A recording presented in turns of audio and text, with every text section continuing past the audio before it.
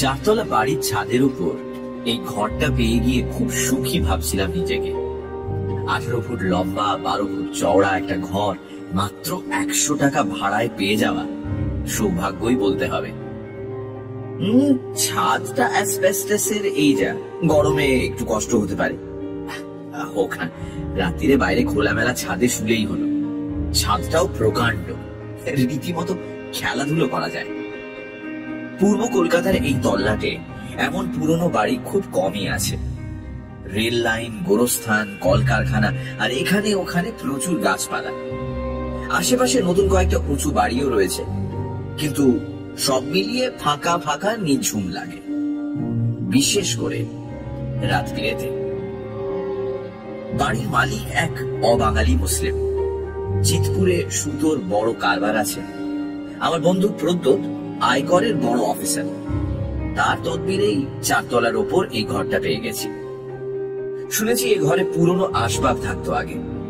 পরে মালিক ভদ্রলোক এটা ভেঙে আরো একতলা তুলতে চেষ্টা করেছিলেন। কর্পোরেশনের বিদ ঘুটে কি আইনের বাধা থাকায় নাকি সেটা করতে পারেননি। যাই হোক, নিরিবিলি লেখাপড়ার পক্ষে এমন ঘর পাওয়া সহজ নয়। থাকতাম মির্জাপুরে একটা মেসে। লেখকদের পক্ষে বাঞ্ছনীয় ব্যবস্থা থাকার কথা না। প্রদ্যোৎ যেচে এই সুখের ঘর জুটিয়ে দিয়েছে। বলেছে এবার বিশ্ব সাহিত্যের হাটে হাঁড়ি ভাঙার মতো কিছু লিখবি যোগো, নইলে কেলেঙ্কারি করে ছাড়ো। প্রদ্যোৎ বরাবর আমার শুভানুধ্যায়ী ও সমঝদার বন্ধু। লিখে লিখে আমি যে একদিন অন্তত জ্ঞানপীঠটা পাবই, এতে ওর দৃঢ় বিশ্বাস। ঘরের রং ফেরাতে এবং আসবাব সাজাতে যত টাকা খরচ করলাম, সামনে পুজো সংখ্যা কাগজগুলো থেকে তা উসুলের মতলব নিয়ে টেবিলে বসেছিলাম। কিন্তু ও হরি, মাথায় যে কিচ্ছু নেই, একেবারে ভোঁ ভোঁ অবস্থা। ভাবছিলাম নতুন জায়গায় গিয়ে যেমন ঘুম হয় না, তেমনি লেখাও আসে না। কিছুদিন পরে এই শূন্যতা কাটিয়ে ওঠা যাবে।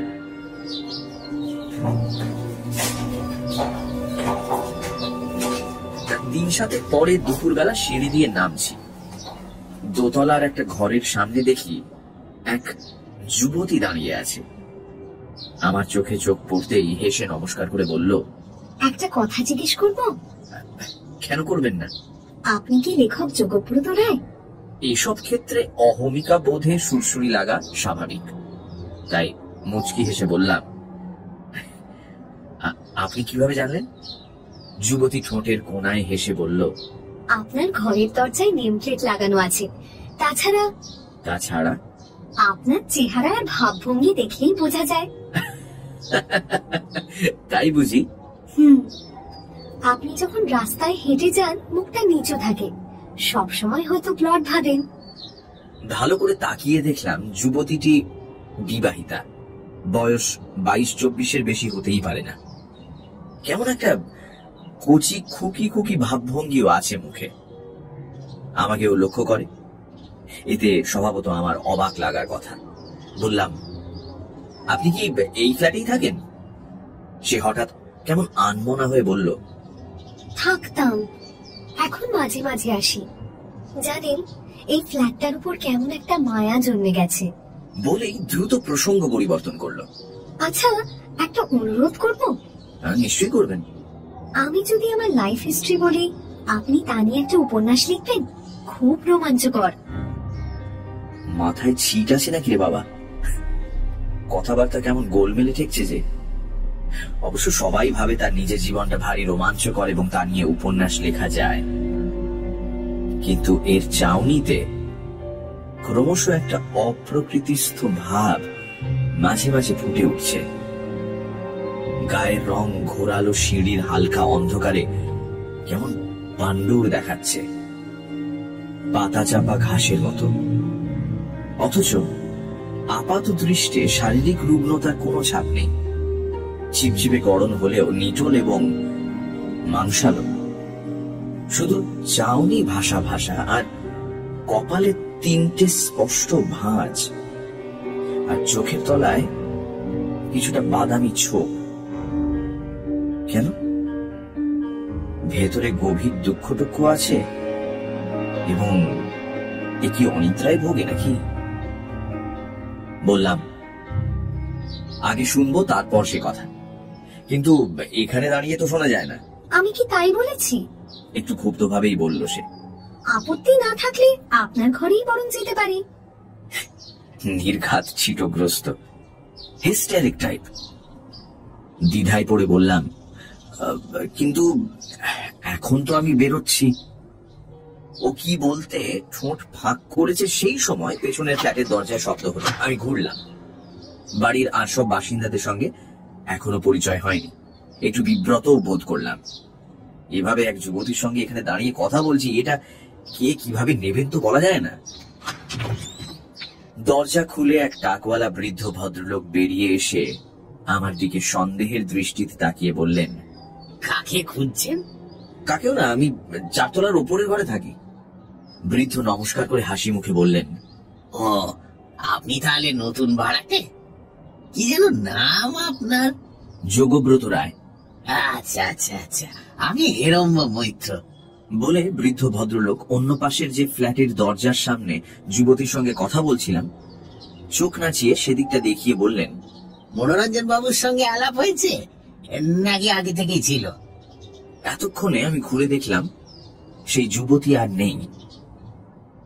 কখন নিশ্চয়ই দ্রুত নিঃশব্দে ও ফ্ল্যাটে ঢুকে পড়েছে। বোঝা যাচ্ছে ওই মনোরঞ্জন বাবুর ফ্ল্যাটে তার যাতায়াত আছে। বললাম, না, আলাপ নেই। হেরম্ব বাবুর চোখে ফের সন্দেহের ছায়া পড়ল। বললেন, কার সঙ্গে কথা বলছিলেন যেন? কথাবার্তা শুনেই তো দরজা খুললাম। এক ভদ্রমহিলার সঙ্গে। আগে ওরা মনোরঞ্জন বাবুর ফ্ল্যাটেই থাকতেন বলছিলেন, মাঝে মাঝে বেড়াতে আসেন। তা আমি ঝটপট ব্যাপারটা বোঝাতে চেষ্টা করলাম হেরম্ব বাবুকে, পাছে ভদ্রলোক অন্য কিছু ভেবে না বসেন। আমাকে থামতে দেখে ভুরু কুঁচকে হেরম্ব বাবু বললেন, ভদ্র মহিলা 4 নম্বর ফ্ল্যাটে এক সময় থাকতেন? কেমন চেহারা বলুন তো? চেহারার একটা মোটামুটি বর্ণনা দিলাম। শুনতে শুনতে হেরম্ব বাবুর মুখে কেমন একটা বিদঘুটে ভাব দেখা দিচ্ছিল। শোনার পর কোনো কথা না বলে সোজা এগিয়ে 4 নম্বরের দরজার কাছে গেলেন। তারপর চাপা ষড়যন্ত্র মাখানো গলায় বললেন, দেখছেন ব্যাপারটা? দেখা মাত্র আমি হতবাক। ফ্যাল ফ্যাল করে তাকিয়ে রইলাম। দরজায় বাইরে থেকে তালা আটকানো। পাশাপাশি দুটো মাত্র ফ্ল্যাট, এই সিঁড়ির মুখে দোতলায়। তাহলে গেল কোথায় সে? নিচে নেমে গেছে নিঃশব্দে? তাও হতে পারে। হেরম্ব বাবু হঠাৎ খপ করে আমার একটা হাত ধরে ফিসফিস করে বললেন, আপনি নতুন এসেছেন মশাই, একটা কথা বলি শুনুন। এই বাড়িটা ভালো না, আমরা উঠে যাওয়ার তালে আছি। পারলে আপনিও চেষ্টা করুন। সবাই সেই চেষ্টাই করছে। জানেন, এ বাড়িতে কেউ 2-3 মাসের বেশি থাকে না। 4 তলার 8টা ফ্ল্যাটে যাদের দেখবেন, সবাই কম বেশি 2 থেকে 3 মাসের বেশি আসেনি। এসেই পালাই পালাই করছে। হাত ছেড়ে দিয়ে বৃদ্ধ দ্রুত নিজের 3 নম্বর ফ্ল্যাটে ঢুকে দড়াম করে দরজা বন্ধ করে দিলেন। আমি কয়েক মিনিট চুপচাপ দাঁড়িয়ে থাকলাম। চাকরি বাকরি করিনি। দিনের অনেকটা সময় পত্রপত্রিকার অফিস আর প্রকাশকদের কাছে আড্ডা দিয়ে কাটাই। সন্ধে ফিরে লিখতে বসি। রাত 9টা নাগাদ বেরিয়ে খেয়ে আসি খানিকটা দূরের একটা হোটেলে। সেদিন ব্যাপারটা ভাবতে ভাবতে হন্যে হলাম। হেরম্ব মৈত্রের কথা কিছুতেই বিশ্বাস করতে পারছিলাম না। একটা আস্ত জলজান্ত স্ত্রীলোক আমার সঙ্গে এতক্ষণ কথা হলো তার, সে কিনা ভূত। তাহলে মেয়েটি কোনো কারণে হেরম্ব বাবুর চোখ এড়িয়ে আমার অজান্তে নিচে নেমে গেছে। তবু কৌতূহল জেগেছিল তার সম্পর্কে। তাই সন্ধ্যে 7টায় ফিরে দোতলায় 4 নম্বর ফ্ল্যাটের দরজায় বোতাম টিপলাম। একটু পরে দরজা ফাঁক হলো। ভারী গলায় আওয়াজ এলো, কাকে চাই? মনোরঞ্জন বাবু আছেন কি? দরজা পুরো খুলে খালি গায়ে লুঙ্গি পরা আমার বয়সী এক স্বাস্থ্যবান পেটাই গড়নের ভদ্রলোক বললেন, আপনি তো ছাদের ঘরে এসেছেন। হ্যাঁ, আমার নাম যোগব্রত রায়।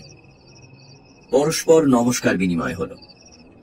তারপর মনোরঞ্জন বাবু বললেন, আলাপ করে খুশি হলাম। তা বিশেষ কোনো প্রয়োজন আছে কি যোগব্রত বাবু? মানে কিছু মনে করবেন না, আমার একটু এক্সারসাইজ করার অভ্যেস আছে সকাল সন্ধে, তাই।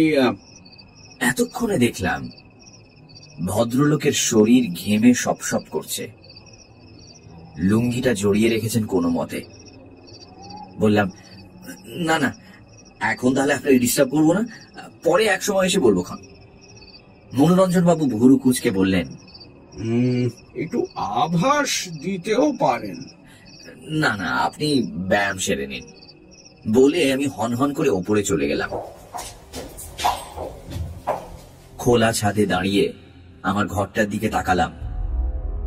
অন্ধকার ছাদে ঘরটা ভুতুড়ে দেখাচ্ছে। আজ গা ছমছম করছিল।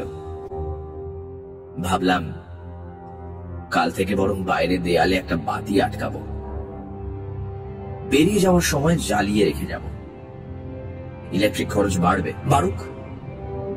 সন্ধ্যায় অন্ধকার ছাদে চোর ডাকাত এসে লুকিয়ে থাকতে পারে। এলাকার বদনামও আছে এ ব্যাপারে।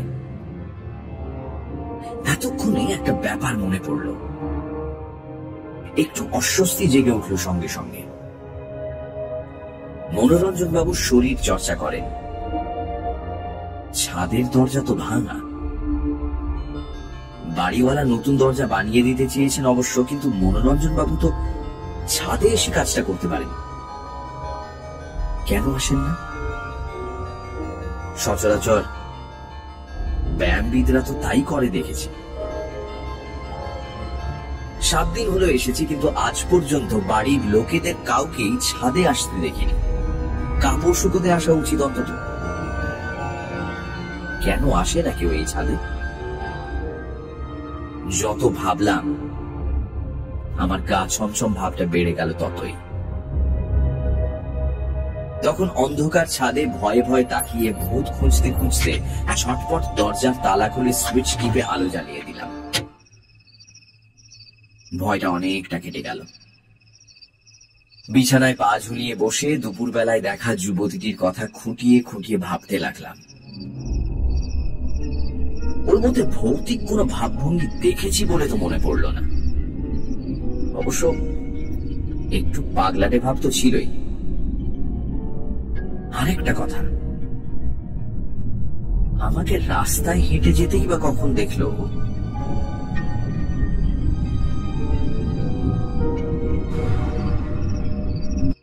পরপর 2টো সিগারেট শেষ করেছি। ও পাশে ভারী গলায় কেউ আমার নাম ধরে ডাকতে প্রায় আঁতকে উঠেছিলাম। সাড়া দিয়ে বললাম, কে? আমি মনোরঞ্জন। বেরিয়ে গিয়ে বললাম, আসুন আসুন, কি সৌভাগ্য। ভুতুড়ে ছাদের ঘরে একজন বলিষ্ঠ দেহী ব্যায়ামবিদের উপস্থিতি এই মুহূর্তে আমাকে হাস্যকরভাবে সাহস যোগাচ্ছিল। মনোরঞ্জন বাবু বললেন, বাবা, অন্ধকার যে, এক কাজ করবেন বুঝলেন, একটা আলোর ব্যবস্থা রাখবেন। না, একটা নয়, 2টো। একটা আপনার দরজার মাথায়, আর একটা ওই সিঁড়িটার মাথায়। বাড়িওয়ালা লোকটা বড্ড কঞ্জুস। মনোরঞ্জন ঘরে ঢুকে প্রশংসার চোখে সব দেখে নিয়ে বললেন, বাহ, ভোল পাল্টে দিয়েছেন তো দেখছি। যাকে আপনার কথা জিজ্ঞেস করি, কি করেন? লোকটা কেমন যেন পুলিশ পুলিশ, একটু হামবড়াই ভাব আছে। বললাম, এমন কিছু করি না, একটু লিখি টিখি, মানে। অমনি কথা কেড়ে মনোরঞ্জন বলে উঠলেন, কি কাণ্ড! যোগব্রত রায় নামটা তাই কথা চেনা চেনা মনে হচ্ছিল। আপনি তাহলে তিনি? ও মশাই, এই তো সেদিন রূপালী পত্রিকায় প্রেম প্রেম খেলা পড়ে চামড হয়ে গেলাম। কি সৌভাগ্য, কি সৌভাগ্য! চায়ের আয়োজন আছে। হিটার জেলে কেটলি চড়িয়ে বললাম, আপনি কি করেন? দারোয়ানি বলতে পারেন, একটা ফার্মের সিকিউরিটি অফিসার। ফ্যামিলি নিয়ে আছেন নাকি একা? আপনার মতোই, একেবারে একা। ফ্যামিলি পরে আনবেন বুঝি? না না, ও বালাই নেই। বাবা বেঁচে আছেন, থাকেন দাদার কাছে দিল্লিতে। আমি মশাই কোম্পানির পয়সায় এত বড় ফ্ল্যাটে থাকি। তবে যা মনে হচ্ছে বেশি দিন থাকা যাবে না। কেন বলুন তো? বাড়িটা তো ভালোই। ভালো? মনোরঞ্জন গম্ভীর হয়ে গেলেন। কত ভালো আপনিও টের পাবেন, থাকুন না। কেন, ভূত প্রেত আছে নাকি? বললে কি বিশ্বাস করবেন? এই বাড়িতে অনেকেই একটা মেয়েকে দেখতে পায়। প্রথমবার আলাপের সময় বোঝাই যায় না সে আসলে কে, পরে বোঝা যায়। আমি মশাই প্রথমে শুনে বিশ্বাস করি। তারপর দিন কত পরে এক ছুটির দিন দুপুরে হঠাৎ দরজার ঘন্টার বোতাম টিপল কে। খুলে দেখি বছর 22-23-এর একটি মেয়ে। সিঁথিতে সিঁদুর আছে, হাতে শাঁখা ফাঁকাও আছে। আমাকে অবাক করে না বলা না কওয়া ঘরে ঢুকতে আসছে দেখে সরে দাঁড়ালাম। ঢুকে এ ঘর ও ঘর, বাথরুম, কিচেন, ব্যালকনি ঘোরাঘুরি করলো। আমি তো হতবাক। তারপর জিজ্ঞেস করলাম, আরে কে আপনি, কি ব্যাপার? বললে বিশ্বাস করবেন না মশাই। মনোরঞ্জন চোখ বড় করে বললেন। প্রশ্ন শুনে কেমন ঠান্ডা চোখে তাকিয়ে হাসলো। হাসি দেখেই গা বাজছিল। তারপর বললো কি জানেন? বললো, আমি এই ফ্ল্যাটেই থাকতাম, খুব মায়া পড়ে গেছে তাই দেখতে এসেছি। যাই হোক, তখন কিছু টের পাইনি। নাম জিজ্ঞেস করলাম, বললো সুমতি। স্বামীর কি একটা ট্রেডিং কনসার্ন আছে, এখন থাকে বেলেঘাটায়। তারপর সে ফের বাথরুমে ঢুকলোই আর বেরোচ্ছে না। 1 ঘন্টা কেটে গেল। তখন ভাবলাম ফিট হয়ে পড়ে রইলো নাকি। বাথরুমের দরজায় টোকা দিতে গিয়ে টের পেলাম দরজা আটকানো নেই। ঠেলতেই খুলে গেল। তারপর মনোরঞ্জন চোখ বুজে কাঁধ নাড়া দিলেন। বললাম, কি দেখলেন? একটা ডেড বডি। হ্যাঁ, বলেন কি? সম্পূর্ণ উলঙ্গ ডেড বডি। সেই মেয়েটি, গলাটা ফাঁক হয়ে আছে, তখনও রক্ত বেরোচ্ছে। সারা বাথরুমের মেঝে রক্তে লাল। আমি তো মশাই দেখতেই পাচ্ছেন মোটামুটি সাহসী মানুষ, নার্ভ শক্ত। চোখ বুঝে ফেলেছিলাম। খুলে দেখি বাথরুমে কিচ্ছু নেই। মনে হলো যা দেখেছি ভুল, হ্যালুসিনেশন ছাড়া আর কিছুই নয়। মনোরঞ্জন চুপ করে রইলেন। একটু পরে বললাম, তারপর? হ্যাঁ, তারপর টলতে টলতে ফিরে এলাম বেডরুমে। এসে দেখি আবার বুঝি হ্যালুসিনেশন। সুমতি আমার বিছানায় পা ঝুলিয়ে বসে আছে আর মিটি হাসছে। অমনি আমি খাপ্পা হয়ে চেঁচিয়ে উঠলাম, তবে আরামজাদি ভূতনিকা আঁকা। মনোরঞ্জন এবার হা হা করে বিকট হেসে উঠলেন। বললাম, তারপর আর কি, ঘুষি বাগিয়ে এগিয়ে যেতেই বিছানা থেকে উঠে ছিটকে সরে গেল। তারপর শুরু হলো আমার সঙ্গে চোর পুলিশ খেলা। কিছুতেই ধরতে পারি না। ভূত নিকুচি করেছে, এ ঘর ও ঘর করে শেষ অব্দি মেয়েটা শুরুত করে দরজা খুলে বেরিয়ে গেল। সিঁড়িতে পায়ের শব্দ শোনা যাচ্ছে। তখন দরজা আটকে দিলাম। মনোরঞ্জন চুপ করল। কেটলির জল শোঁ করছিল। বাইরে হেমন্তের রাত একটু শীতল হয়ে উঠেছে। রেল লাইনে ইঞ্জিন তীব্র শীষ দিচ্ছিল। মনোরঞ্জনের কথা বিশ্বাসযোগ্য কিনা ভেবে পাচ্ছিলাম না। দুজনেই চুপ করে গেছি তো গেছি। কিছুক্ষণ পরে চা খেতে খেতে বললাম, আর কোনোদিন কিছু দেখেননি? মনোরঞ্জন চায়ের ঢোক গিলে মাথাটা দোলালেন। সেটা হ্যাঁ বা না কিছুই বুঝলাম না। সিগারেট দিয়ে এবং নিজেও ধরিয়ে বললাম, আপনার সাহস আছে মশাই, বাথরুমে ঢুকতে ভয় করে না? মনোরঞ্জন হাসলেন। একটা ব্যাপার কি জানেন, ভূত যদি অতটা স্পষ্ট হয়ে মানুষের গা ঘেঁষে আসে, কথাবার্তা বলে, তাহলে আর ভূতত্ব থাকে না। মানুষও তাকে আর অতটা ভয় পায় না, সয়ে যায়। আমারও তাই হয়েছে। বরং মাঝে মাঝে মনে হয় কেন সে এমন স্পষ্ট হয়ে আমায় দেখা দিচ্ছে না। তাহলে বাসা বদলানোর কথা ভাবছেন কেন? জানেন, রাত্রিটা বড্ড গন্ডগোলে ভুগি। যতবার ঘুম ভাঙে মনে হয় পাশে বউয়ের মতো কেউ শুয়ে আছে।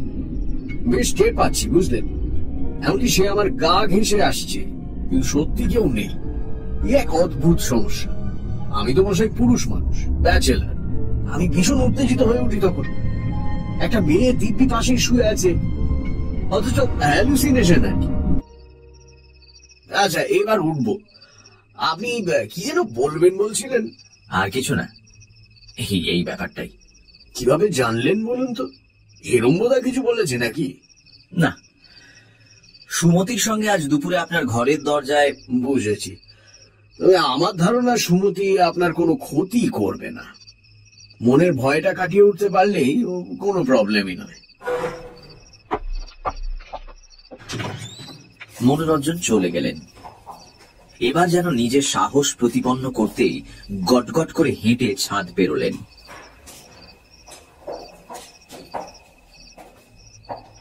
সিঁড়িতে ওর পায়ের শব্দ মিলিয়ে গেলে ঘরের দিকে ঘুরলাম। ঘুরেই আঁতকে উঠলাম। আমার বিছানায় সুমতি পা ঝুলিয়ে বসে আছে। পরনে বেগুনি জমিনের ওপর সোনালি ফুলওয়ালা বেনারসি, গা ভরা গয়না, খোঁপায় ফুল জড়ানো, একেবারে নতুন বউ। আমি পাথর হয়ে দাঁড়িয়ে রইলাম। গলার স্বর ফুটল না।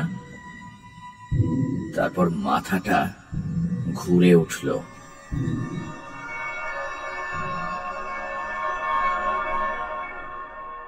জ্ঞান হলে দেখি দরজার চৌকাঠের কাছে শুয়ে আছি।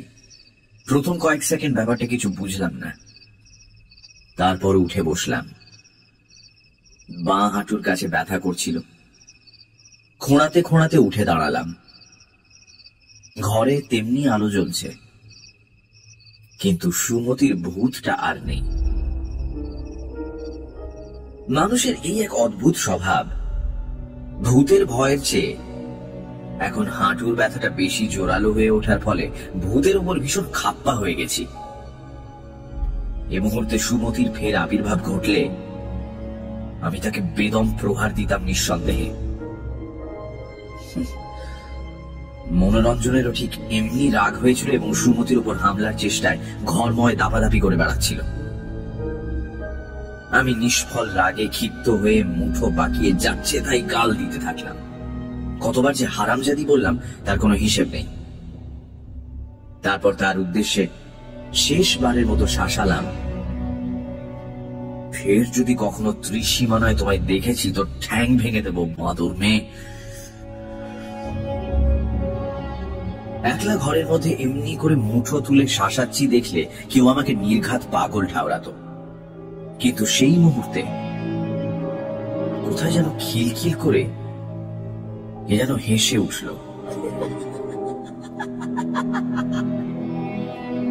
অমনি সংযত হলাম। সব সাহস উবে গেল সঙ্গে সঙ্গে। মরিয়া হয়ে দরজা বন্ধ করে বিছানায় বসে পড়লাম। রাতটা না খেয়েই কাটাতে হলো, আর বাইরে যাওয়ার সাহস ছিল না। তবে এ রাতে আর কিচ্ছু ঘটল না।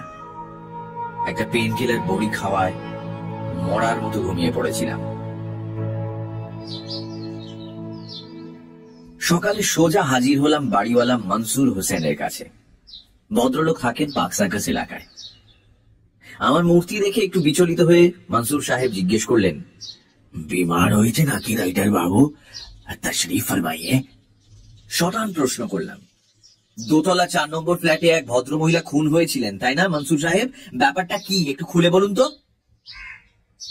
মনসুর সাহেব আমার মুখের দিকে তাকিয়ে থাকার পর একটু হেসে বললেন, হ্যাঁ, লেকিন সে তো 1 বরস আগের কথা আছে। পুলিশ পাত্তা করতে পারেনি, কেস খারিজ হয়ে গিয়েছিল। কেন এ বাত আপনি জিজ্ঞেস করছেন রাইটার বাবু? ভদ্রমহিলার নাম সুমতি দেবী ছিল তাই না? हाँ, और उनके खासम का नाम ছিল ও মাখন বাবু। বলে মনসুর সাহেব গলার স্বর চাপলেন। মাখন বাবুই জোরুকে কতল করেছিল, বুঝলেন রাইটার বাবু? পুলিশকে টাকা দিয়ে সামাল দিয়েছিল মামলা। কেন খুন করেছিল জানেন? ও শক হয়েছিল ভিন आदमी का साथ मोहब्बत করছে। কে সেই ভিন আদমি? हमने सिर्फ अपने कान से सुना। कोई गौतम बाबू का साथ मोहब्बत ছিল, जाना आना भी ছিল। एक रोज माखन बाबू उसको पकड़ लिया, झमेला भी हुआ बहुत। तो हुआ क्या राइटर बाबू? कुछ नहीं, सिर्फ जानने का इरादा था বলে উঠে দাঁড়ালাম। মনসুর সাহেব হাসতে হাসতে বললেন, समझ गए, आप तो किताब लिखने वाले हैं, किताब लिखবেন। बैठिए बैठिए, जरा सा चाय पी के যান। অগত্যা বসতে হলো। বাড়িতে সুমতির ভূতের উপদ্রবের কথাও তুললাম। মনসুর সাহেব দেখলাম পাত্তাই দিলেন না, দেবেন না সে তো জানা কথাই। ওর বক্তব্য সারাক্ষণ রেলগাড়ি আর কলকারখানার ভোঁ ভোঁ চক্কর মক্কর আওয়াজে অতিষ্ঠ হয়েই ভাড়াটেরা চলে যায়। তবে হ্যাঁ, ভূতের ভয়েও পালায়, ভূত থাক আর নাই থাক। পাশেই গোরস্থান কিনা, হরদম মুসলিমদের লাশ যাচ্ছে নিচের রাস্তায়। বাড়ি থেকে দেখা যায় সেই সব লাশ কবর দিচ্ছে। এই সব দৃশ্য দেখে ঘাবড়ে যায় ভাড়াটেরা। এক ফাঁকে মাখন বাবু কোথায় থাকেন জানতে চাইলাম। মনসুর সাহেব বললেন, শুনেছিলাম কাছাকাছি কোথাও যেন থাকেন। ও আমি সহি বলতে পারবো না, আপনি दरवान के एक बार पूछे लियन, वो जानते पारे।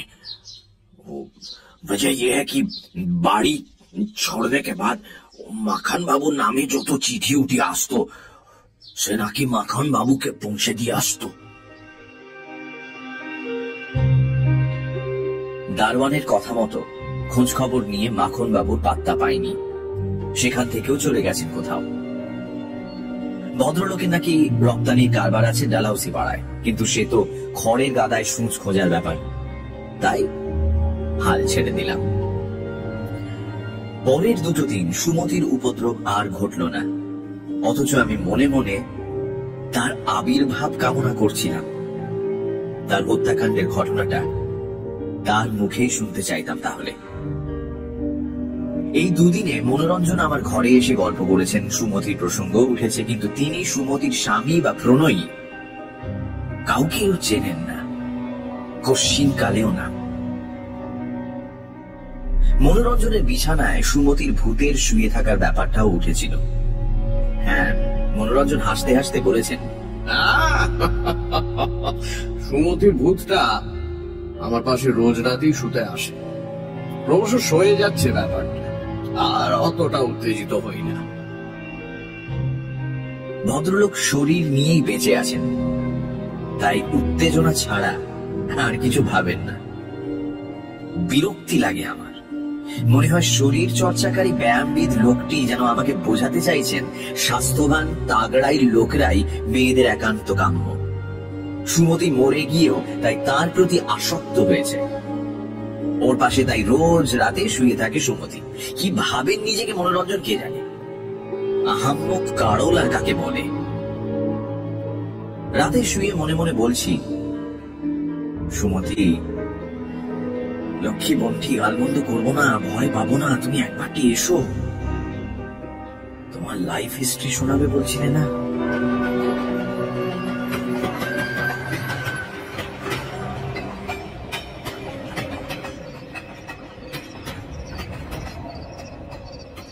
রেল ইয়ার্ডে শীষ দিয়ে চলে গেছে রাতের ট্রেন। কতক্ষণ তার শব্দ, তারপর হয়তো গোরস্থানের দিক থেকে একটা হাওয়া উঠেছে, হাওয়াটা এই বাড়ির উপর দিয়ে সনসন করে চলে গেছে দূরে। হেমন্ত রাতের নক্ষত্রপুঞ্জে কি এখন সুমতির আত্মা দীর্ঘ সূক্ষ্ম বর্ণময় রশ্মি রেখার মতো আনমনে ঘুরে বেড়াচ্ছে এক মহাকাশ থেকে আরেক মহাকাশে? সে কি আমার কাছে অপমানিতা হয়েই মানুষের প্রতি গভীর দুঃখ ও ঘৃণায় অমর্ত্যগামিনী হয়ে গেল? আর কি আসবে না পৃথিবীতে তার ফেলে যাওয়া 4 নম্বর ফ্ল্যাটের সংসার স্মৃতিতে ফিরে? নিজের প্রতি রাগে ক্ষোভে ছটফট করেছি দুটো রাত। সুমতি নতুন বউয়ের বেশে আমাকে তার জীবন কাহিনী শোনাতে এসেছিল। আমি মূর্খের মতো আচরণ করেছি। তাকে দেখে আমার ভয় পাওয়া উচিত হয়নি। মৃতেরা যখন জীবিতের রূপ নিয়ে আসে তখন বোঝাই যায় তারা ভয় দেখাতে আসে না। ভয় দেখাবার ইচ্ছে থাকলে তারা বিকৃত চেহারায় আসতে পারে। সুমতি এসেছিল মানুষের অস্তিত্ব ও চেহারা নিয়ে, যে চেহারা এবং অস্তিত্বে একদা সে বেঁচে ছিল তার ছোট্ট সংসারে। কি ভুলটাই না করেছি এই সরল সত্যটা না বুঝে। সুমতি এলো না। নিশ্চয়ই অভিমান হয়েছে মেয়েটির। বারবার তার উদ্দেশ্যে বললাম, ক্ষমা করো লক্ষ্মী মেয়ে, আর কখনো তোমাকে অপমান করব না, ভয় পাবো না, তুমি এসো, তুমি এসো। এলেন মনোরঞ্জন পরের রাতে। বারবার দরজায় ধাক্কা দিতে চমকে উঠেছিলাম, সুমতি নাকি। পরক্ষণে মনে হলো ও তো আত্মা অশরীরী, সর্বগামিনী। কপাট বা দেয়াল কোন জড়বস্তু ওর কাছে বাধা নয়। জড়বস্তু ওর কাছে বাতাসের মতো লঘু এবং ভেদ্য। মনোরঞ্জন হুড়মুড় করে ঘরে ঢুকলেন। হাঁপাচ্ছিলেন তিনি। ব্যস্ত হয়ে বললাম, কি হয়েছে, কি হয়েছে মনোরঞ্জন বাবু? মনোরঞ্জনের চেহারা উদ্ভ্রান্তের মতো, চোখ দুটো লাল।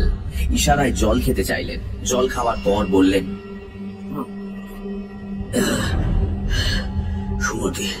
সুমতি আমাকে জড়িয়ে ধরেছিল। ঘুম ভেঙে টের পেলাম, জানেন, সে আমাকে প্রচন্ড জোরে জড়িয়ে ধরে আসে। তারপর বললাম, তারপর? তারপর টের পেলাম শরীর অস্বাভাবিক ঠান্ডা। আমার অসহ্য লাগছিল। আজ এতটুকু উত্তেজনা চাপতে পারছিল না। তারপর মনে হলো ও আমার গলা টিপে ধরেছে, দম আটকে যাচ্ছিল।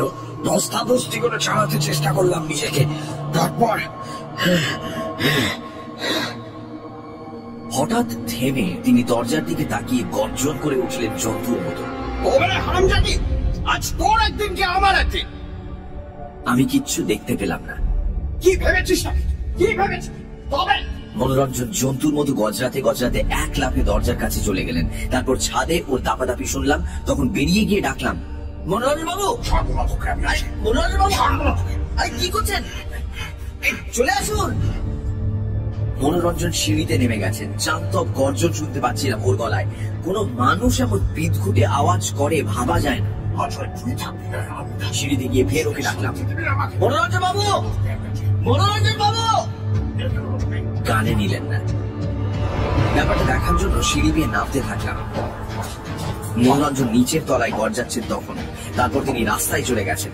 পেছনে পেছনে দৌড়ে গিয়ে ডাকাডাকি করছিলাম, মনোরঞ্জন বাবু, মনোরঞ্জন বাবু। এই রাস্তার আলো এ পাড়ায় আসা অব্দি দেখিনি। রাস্তাটা অন্ধকারে এগিয়ে গেছে রেল ব্রিজের তলা দিয়ে।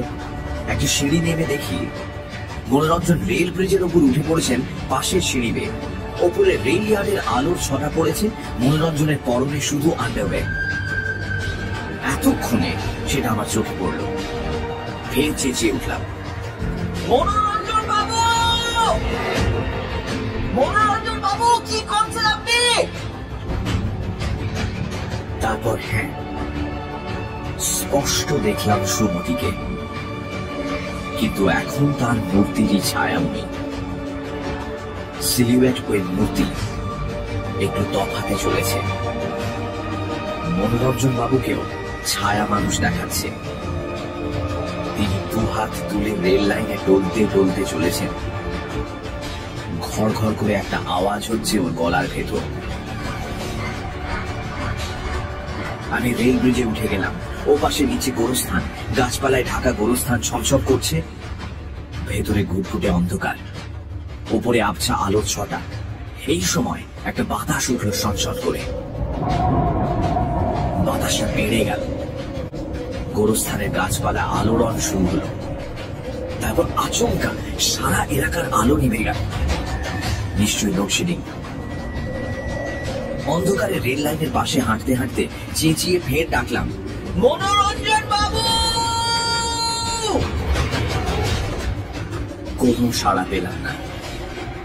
আকাশে নক্ষত্র জ্বলজ্বল করছে, এক ফোঁটা মেঘ থাকার কথা নয়, অথচ বাতাসটা বেড়ে গিয়ে ঝড় হয়ে উঠেছে ক্রমশ। চারদিকে সেই সংসদ তুমুল আওয়াজ, সমুদ্রের মতো গর্জন। মধ্যরাতের এই অলৌকিক ঝড়ের মধ্যে থমকে দাঁড়াতেই হলো, নয়তো নিচে গড়িয়ে পড়তাম। দূরে রেলের ইঞ্জিনের আলো দেখা দিল এই সময়। তারপর দেখলাম মনোরঞ্জন রেল লাইনের মধ্যিখানে তক্তায় পা ফেলে ফেলে তখনও টলতে টলতে এগোচ্ছেন, কিন্তু সুমতিকে আর দেখতে পাচ্ছি না। অসহায় হয়ে দাঁড়িয়ে দেখলাম আলোটা উজ্জ্বল হচ্ছে, তীক্ষ্ণ হুইসেল দিয়ে এগিয়ে আসছে মধ্যরাতের টাউন ট্রেন। এদিকে প্রচন্ড ঝোড়ো বাতাস বইছে সমান। 1 মিনিট পরে জোরালো আলোর ঝাঁটায় মনোরঞ্জনকে আটকে যেতে দেখলাম।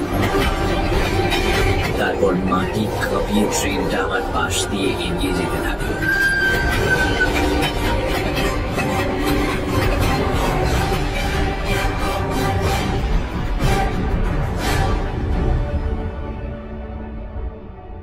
ট্রেন চলে গেলে আমি কাঁপতে কাঁপতে সেখানেই বসে পড়লাম, কেননা আমি জানি মনোরঞ্জনের কি ঘটেছে। কতক্ষণ আচ্ছন্ন অবস্থায় বসে থাকার পর এক সময় মনে হলো ঝড়টা থেমেছে। তখন ওঠার চেষ্টা করলাম। সেই সময় কেউ খুব কাছ থেকে আস্তে করে বলে উঠল, দাদা। কি? দ্রুত সাড়া দিলাম। অন্ধকারে কেউ দাঁড়িয়ে আছে রেল লাইনের মধ্যিখানে। সুমতি বলল, আমি সুমতি, দাদা বলে ডাকলাম কিন্তু। হ্যাঁ বোন, শুনেছি। আমার উপর রাগ করে আছেন তাই না দাদা? না বোন, তা কি পারি? এসো, বসো এখানে। আর ভয় করছে না তো? না, তুমি বসো সুমতি, তোমার সঙ্গে অনেক কথা আছে। সুমতি ছায়াময়ী হয়ে দাঁড়িয়েই রইল, বলল, কথা আমারও আছে। আমাকে নিয়ে আপনাকে উপন্যাস লিখতে হবে দাদা। বেশ তো, লিখব, কিন্তু মনোরঞ্জনের ব্যাপারটা কি সুমতি? সচক্ষে তো দেখলেন ওকে কি শাস্তি দিলাম। কিন্তু কেন সুমতি? এখনো বুঝতে পারছেন না? পেরেছি, বলেই চমকে উঠলাম। সুমতি, তোমাকে কি মনোরঞ্জনই খুন করেছিল? হ্যাঁ, ওর আসল নাম গৌতম। ও ছিল আমার স্বামীর বন্ধু। একদিন দুপুরেও এলো, ওকে দরজা খুলে দিলাম। আমি কিছু ভাবিনি, আমাকে একা পেয়ে ঝাঁপিয়ে পড়লো আমার উপর, আর তারপর সুমতি, কাঁদে না, কাঁদে না সুমতি, বুঝতে পারছি কি ঘটেছিল। তোমার নারীত্বের অপমান করেও ক্ষান্ত হয়নি শয়তানটা। পাছে তুমি স্বামীর কাছে সব বলে দাও, তাই ও তোমাকে খুন করেছিল। তারপরও ও তোমাকে ভুলতে পারেনি। পরে সেই ফ্ল্যাট ভাড়া নিয়েছে, তোমাকে কামনা করবার হাত থেকে রেহাই পায়নি। রোজ রাতে হঠাৎ এক ঝলক টর্চের আলো পড়লো আমার উপর। কেউ চিৎকার করে বলল, ওই হুকুমদার! বিদ্যুৎ স্পৃষ্টের মতো দুহাত তুলে চেঁচিয়ে বললাম, দোস্ত! রেল ইয়ার্ডে অন্ধকারে বসে আছি। মুহূর্তে এই চেতনা না জেগে উঠলে হতচ্ছাড়া রক্ষী বাহিনী আমাকে লক্ষ্য করে গুলি ছুঁড়ত। আর চোখে দেখলাম সুমতির ছায়ামূর্তি দূরে সরে যাচ্ছে। বন্দুকধারীরা এসে তামাশা করে বলল, प्यार करता था बाबू लोग, ये प्यार का जगह नहीं है जी। जाओ, चला जाओ, यहाँ से जाओ, जल्दी भाग जाओ, नहीं तो पकड़ा जाएगा। তারপর তারা আলো ফেলে সুমতিকে খুঁজতে থাকলো। না পেয়ে হতাশ ভঙ্গিতে একজন বলল, भाग गई शर्म से। তারপর হাসতে থাকলো। আমি আস্তে আস্তে চলে এলাম। রেল ব্রিজের কাছে এসে লোহার সিঁড়ি বেয়ে যখন নামছি, তখন আলো জ্বলল, লোডশেডিং ফুরোলো। গৌতম ওরফে মনোরঞ্জনের লাশটা বরং সকালেই দেখে আসবো।